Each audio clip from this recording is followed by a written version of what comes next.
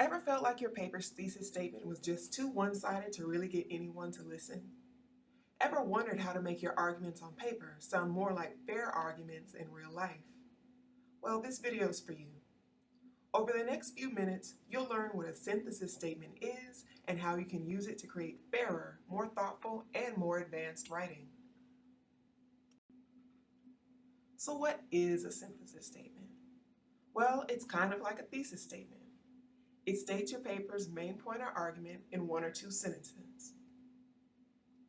Depending on your personal style or your teacher's assignment, it may include a preview of 3 or more supporting points or reasons for your main argument. But it doesn't have to. For example, let's say a student has discovered that the number of credits you receive for a class on your transcript is supposed to match the number of hours you're in class each week. Not everyone knows that, but it's true. This student's thesis statement would not just state the rule or fact that 3 credit classes are supposed to meet for 3 hours a week, because that's just too factual. There's nothing more to say except to state the source of that information. Instead, the student might offer an opinion, argument, or suggestion about this rule and its enforcement that other people might disagree with.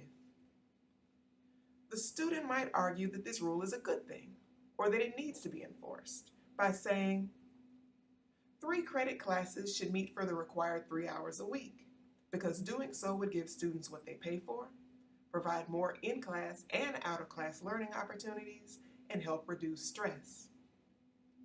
Then the student would have one main stance, backed up by 4 different supporting claims. Again, you don't have to include a preview of your supporting points, but it can help your readers know what to expect and keep track of your arguments, just like it can help you remember your main points and stay focused on them. Notice that a good synthesis, like a good thesis, is arguable, not obvious or factual, manageable, not too broad or too narrow for the space and time you have, and it's relevant, or something people care about, or maybe will care about once you present the information.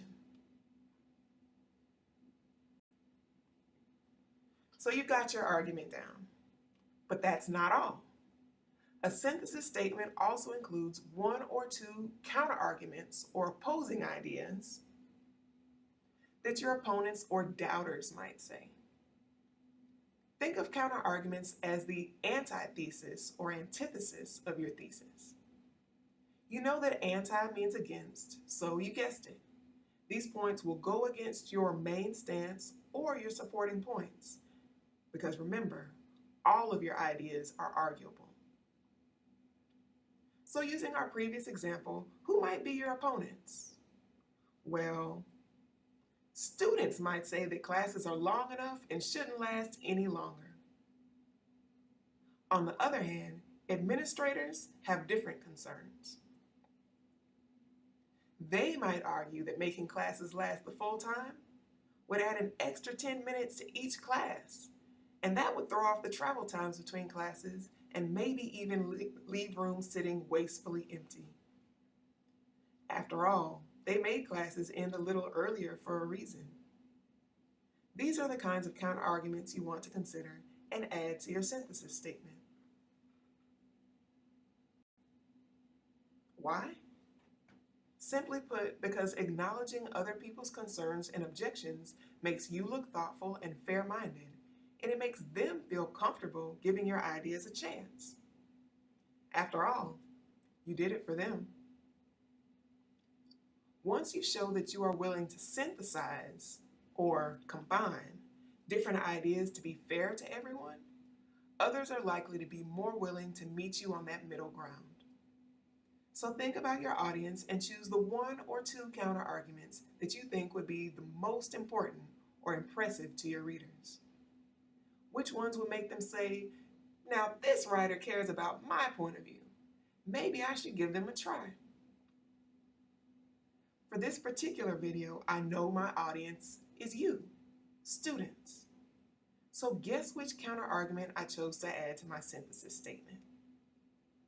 Addressing students' concerns about class length shows that I care about you and your energy levels. If I were writing to the university president or other higher-ups, I would include the administrator's concerns. And there you have it.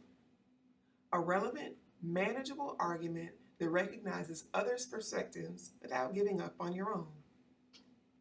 It contains your main stance and supporting reasons, as well as your opponent's potential objections.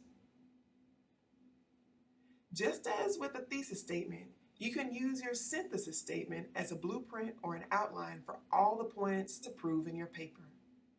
You'll need to discuss each of your supporting claims and your counterargument in separate body paragraphs. You'll also need to make body paragraphs to discuss any other counterarguments your audience would care about, but that's a lesson for another day. For now, just keep practicing balancing your own ideas with others in your synthesis statements, and thanks for watching.